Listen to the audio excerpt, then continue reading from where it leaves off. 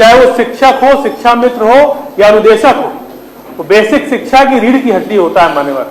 Online face attendance मान्यवर जो लाने की साजिश सरकार कर रही है, पुरानी पेंशन को दोबारा बहाल करने का काम माननीय सरकार को करना चाहिए, जिससे ये जो शिक्षक हैं हमारे प्राथमिक विभाग के, उनका उत्साहवर्धन हो। उत्तर प्रदेश में जब बेसिक शिक्षा विभाग की बात आती है तो सत्ता पक्ष की तरफ से तमाम बातें कही जाती हैं और हर बार यही कहा जाता है कि समस्याओं का हल किया जा रहा है। बेसिक शिक्षा विभाग में सभी चीजें काफी सरलता के साथ हो रही हैं और सब कुछ बिल्कुल सही चल रहा है। और जहां बात शिक्षा मित्रों की और अनुदेशकों की आ जाती है, तब सरकार ये कहती हुई नजर आती है कि इन सारी चीजों पे विचार किया जा रहा है और जल्द ही समस्याओं का हल कर दिया जाएगा। ये सारी बातें तो सरकार इन शिक्षा मित्र संगठनों से कहती है, शिक्षा मित्रों से कहती है, लेकिन जब बात सदन में उठती है और विपक्ष की तरफ से तमाम सवाल खड़े किए जाते हैं, तब सत्ता पक्ष की तरफ से कोई सटीक जवाब नहीं दिया जाता है। हाल फिलहाल में देखने को मिला जब सदन में आशुतोष सिन्हा ने इन शिक्षा मित्रों की, अनुदेशकों की और तमाम बेसिक शिक्षा विभाग के शिक्षकों की आवाज को उठाया, तो सत्ता पक्ष की तरफ से कोई सटीक जवाब नहीं दिया गया। इनका साफ तौर पर यह कहना है कि शिक्षक, शिक्षा मित्र और अनुदेशक हर एक काम करते हैं, पशुगणना हो, मतगणना हो या फिर प्रधान का चुनाव हो या फिर इसके साथ ही प्रधानमंत्री का चुनाव हो, हर एक शिक्षक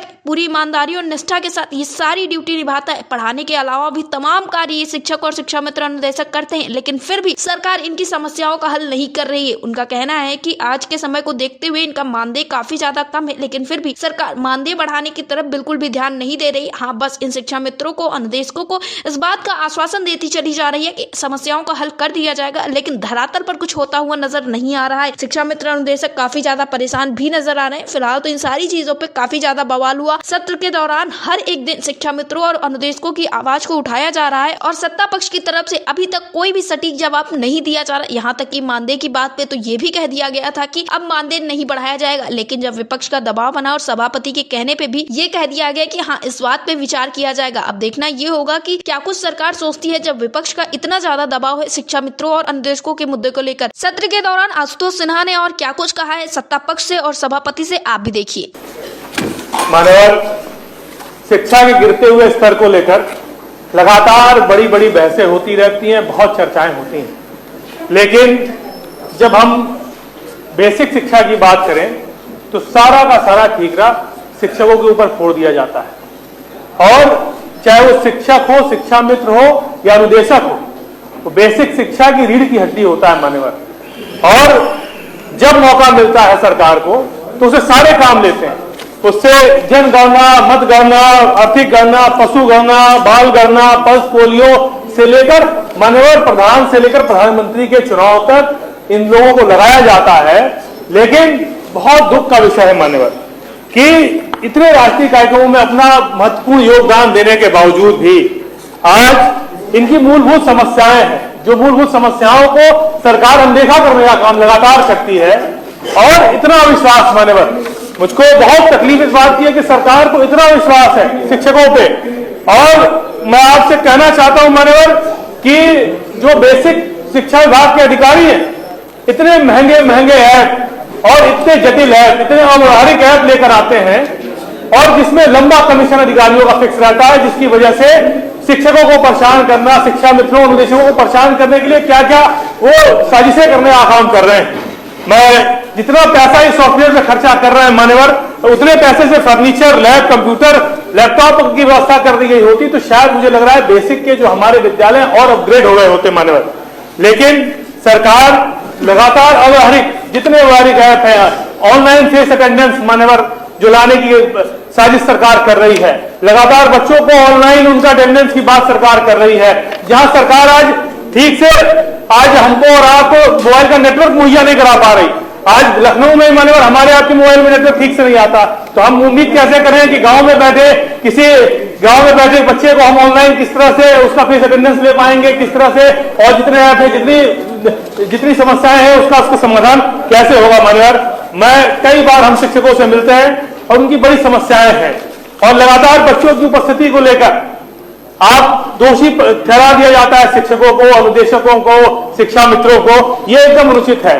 और जो मिड डे मील योजना है, मिड डे मील योजना में जिसमें पूरी जिम्मेदारी प्रधान की होती है, फिर भी जो अंत में फंसा दिया जाता है शिक्षकों को। मैं मान्यवर कहना चाहता हूं कि 2016 के बाद एक बारी पदोन्नति इस सरकार ने नहीं की प्राथमिक विद्यालय के शिक्षकों की, और ये और साथ ही साथ कभी स्थानांतरण करने का भी जो अंतर जनपदीय स्थानांतरण है, अंतर जनपदीय और अंतर जनपदीय स्थानांतरण में भी लगातार परेशान करने का काम ये कर रही है उत्तर प्रदेश की सरकार। मान्यवर, मैं आपके माध्यम से कहना चाहता हूं कि परिषदीय विद्यालयों में जीपीएफ कटौती को देखने के लिए भी कोई व्यवस्था इनकी नहीं की गई है। परिषदीय मृतक आश्रित चतुर्थ श्रेणी कर्मचारियों की पदोन्नति के संबंध में मुख्य सचिव के द्वारा भी सहमति मिलने के उपरांत भी शासनादेश अब तक निर्गत नहीं किया गया। मान्यवर, 50 से कम जहां संख्या हो रही है वहां विद्यालय बंद कर दिए जा रहे हैं। मान्यवर, जन जागरण का सारा काम शिक्षकों को दे दिया जाता है। सरकार अपनी जिम्मेदारी से भागते हुए विद्यालय बंद करने का काम कर रही है और उसके बाद दूसरा कोई और विकल्प नहीं बचता है। इसलिए मान्यवर, मैं आपके सामने इनकी जो प्रमुख मांगे हैं वो आपके सामने कहना चाहता हूं कि सभी विद्यालयों में प्रधानाध्यापक नियुक्त होने चाहिए। प्रदेश के बहुत सारे ऐसे हजारों विद्यालय ऐसे हैं जिसमें प्रधानाध्यापक नियुक्त नहीं किए गए। मान्यवर, उसमें प्रधानाध्यापक नियुक्त करने की आवश्यकता है। सरकार करने का काम करे, जितने रिक्त पद हैं उनको भरने का काम करे। अंतर जनपदीय व अंतर जनपदीय स्थानांतरण फिर से शुरू हो।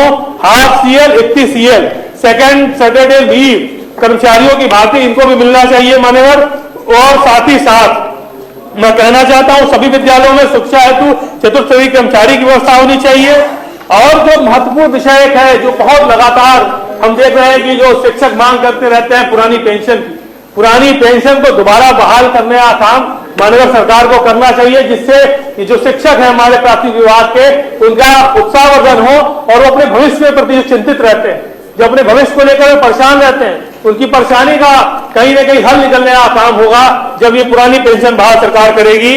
मैं मान्यवर कहना चाहता हूं 10 लाख रुपए तक का इनका सामूहिक बीमा होना चाहिए और ड्रेस राशन जो सरकार दे रही है अभिभावक के खाते में और दबाव बनाती है शिक्षक के ऊपर। मान्यवर, हमें और आपको सोचना चाहिए आधार बनाने के लिए।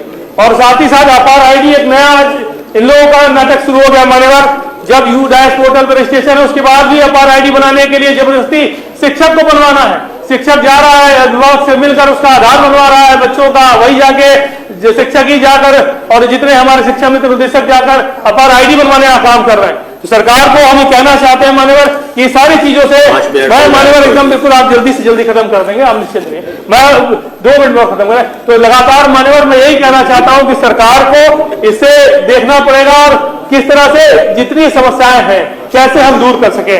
मान्यवर, अब शिक्षा मित्रों की बात करना चाहते हैं कि सन 1999 में जब भारतीय जनता पार्टी की सरकार प्रदेश में भी थी और देश में भी थी, उस समय ही शिक्षा मित्रों के, क्योंकि जब जितने हमारे गरीब मजदूर किसान के बच्चे ग्रामीण विद्यालयों में पढ़ते थे तो विद्यालयों को बंद करने का काम सरकार ने किया, क्योंकि शिक्षक को देने के लिए पैसा सरकार के पास नहीं था। ऐसी विषम परिस्थितियों में गरीब किसान के बच्चों को अशिक्षा के अंधकार से लेकर आज ज्ञान के उजाले पर ले जाने वाले और दीपक का नाम कोई था तो उसका नाम शिक्षा मित्र था। मान्यवर, और शिक्षा मित्रों ने लगातार 1 जनवरी 2000 से सर्व शिक्षा अभियान के अंतर्गत शिक्षा मित्रों ने पढ़ाने की शुरुआत की और शुरुआत करने के बाद मात्र 2250 रुपए से लेकर आज मात्र 10,000 रुपए मान्यवर शिक्षा मित्रों को सरकार देने का काम कर रही है, वो भी मात्र 11 महीने के लिए देने का काम कर रही है। मान्यवर, हम बताना चाहते हैं जो हमारी सरकार थी, माननीय अखिलेश यादव जी मुख्यमंत्री थे, 19 जनवरी 2014 को 58,826 शिक्षा मित्रों को समायोजित करने का काम किया था।